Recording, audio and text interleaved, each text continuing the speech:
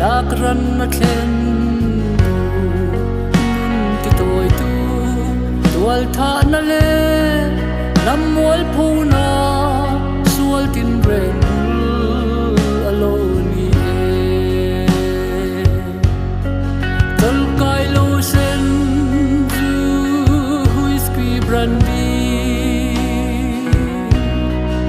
milian mite pon nei sum sengi rol pol na nem zan khodai tuani tin hun le ni na don le klofi mission mel malian pathian mel ma boy mangan re lakran na thlen ti toi tu tual tha na le lam mual phuna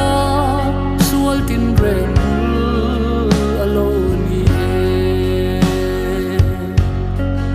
zoram christian ram kan ti si mo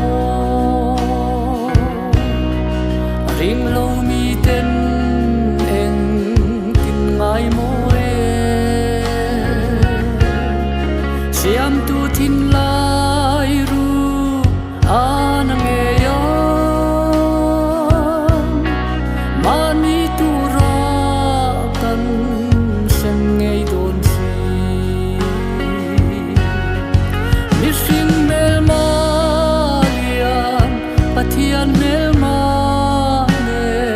boy mangan re lakran na thlen ti toi tu tual tha na le